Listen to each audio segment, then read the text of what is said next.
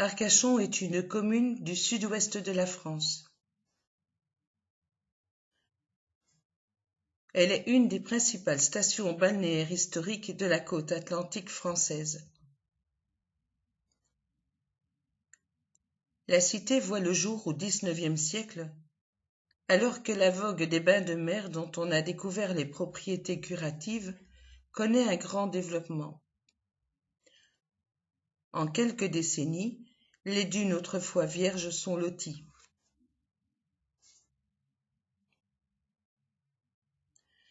Station climatique et balnéaire, important port de pêche et de plaisance, pôle commercial, la ville est fréquentée chaque été par près de 90 000 estivants et elle a un taux de croissance parmi les plus élevés de la Gironde et du littoral aquitain.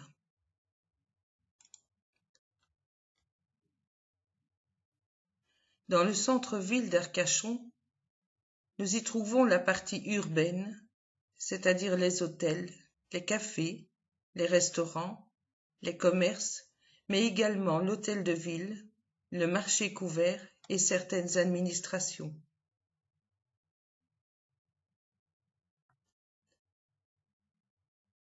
Le casino de la plage est le symbole de la richesse et de la puissance de son promoteur. Son emplacement était idéal. Ses tours fines et pointues lui donnent une allure légère.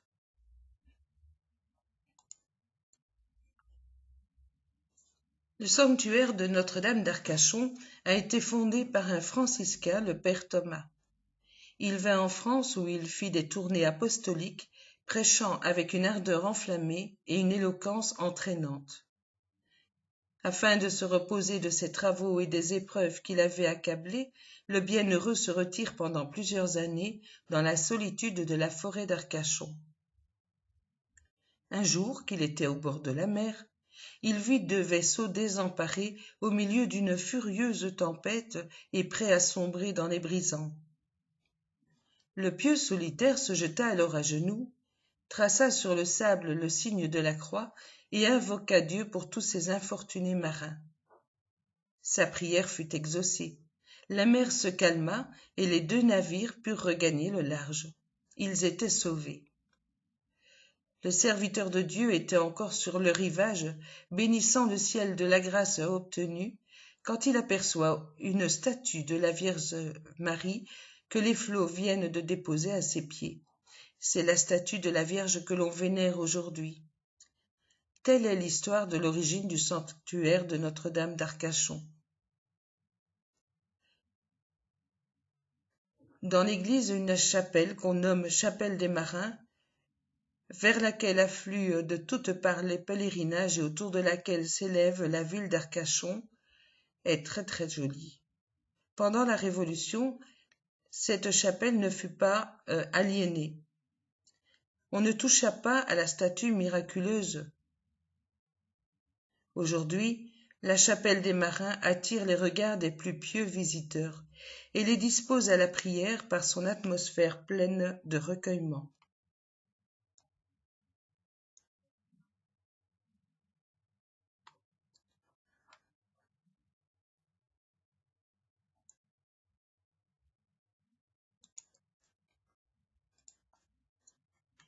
À l'épicentre du bassin d'Arcachon, une île au nom enchanteur émerge de la surface des eaux. Son nom, l'île aux oiseaux. Complètement soumise aux flux et reflux des marées, elle se laisse ensevelir pour ne former qu'un îlot de 5 km de circonférence à mer haute, contre 16 km à basse mer. Son nom, elle le doit aux nombreux oiseaux qui, en toute saison, s'y donnent rendez-vous. En automne, les chasseurs viennent attraper les alouettes et dès le début de l'hiver, les migrateurs y font étape avant leur grand départ. Difficile d'accès, l'île aux oiseaux est enveloppée de parcs à huîtres délimités par de grands piquets qui émergent de l'eau. Ce qui fait la beauté de ce lieu, c'est l'aspect intact et préservé de la nature. Coiffé de quelques arbres nains, de landes de bruyères, de sapinettes et d'acacias du Japon, seules quelques cabanes en bois au confort très souvent rudimentaire attestent de la présence humaine. Elles ne servaient autrefois qu'aux ostréiculteurs qui exploitaient les parcs. Aujourd'hui, l'emblème de l'île aux oiseaux, ce sont ces cabanes tchankées, maisons sur pilotis, qui tirent leur nom de tchanka, nom gascon des échasses utilisées jadis par les bergers dans les landes marécageuses. Selon la marée, elles ont les pieds sur le sable ou le pas de porte à la hauteur des vagues. Inspiré par ses vacances estivales, Pascal Obispo a rendu un brillant hommage à cette île enchantée. Voici quelques paroles. Je suis tombé pour elle, je n'ai Dieu que pour elle. Ma maison, ma tour Eiffel, quand mes amours prennent l'eau, l'île aux oiseaux.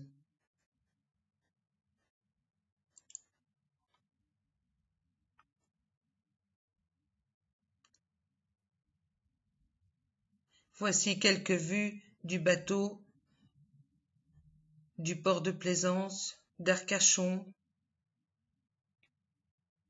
C'est une très belle ville, il faut y aller à tout prix.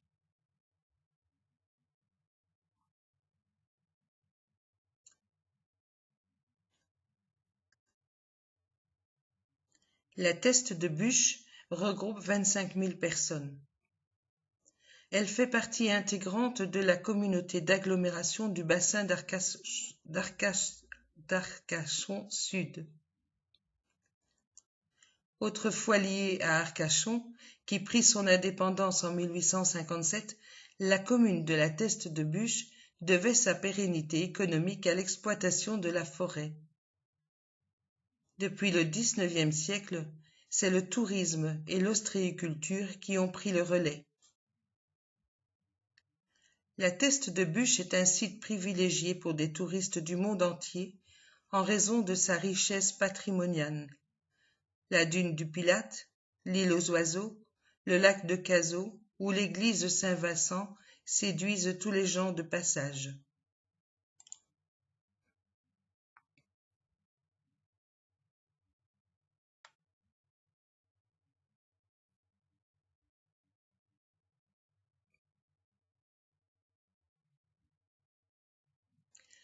Lieu de culte depuis la fin du XIVe siècle, l'église Saint-Vincent de la Teste de Buch fut la chapelle des capteaux de Buch.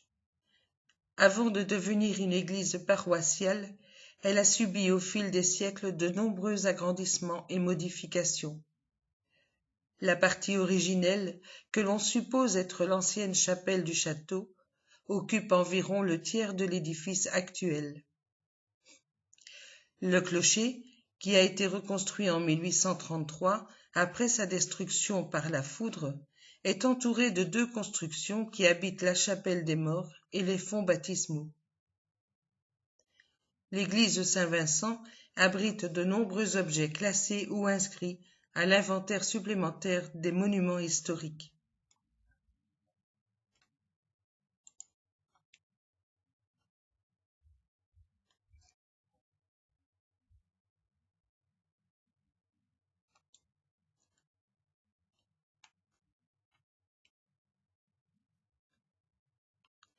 J'ai quitté Arcachon, mais mon esprit est encore là-bas. J'aime rêver, j'aime imaginer, et de ce fait, j'ai écrit un petit texte qui me rappelle mes vacances.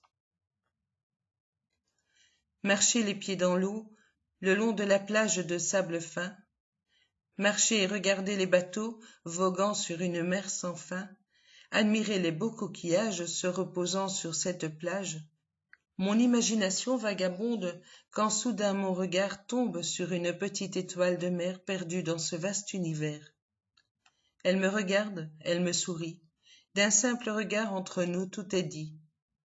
Maintenant, je suis persuadée, quoi que pensent les gens sensés, les étoiles habitent la terre, elles sont de petites lumières qui illuminent les cœurs des plus grands rêveurs.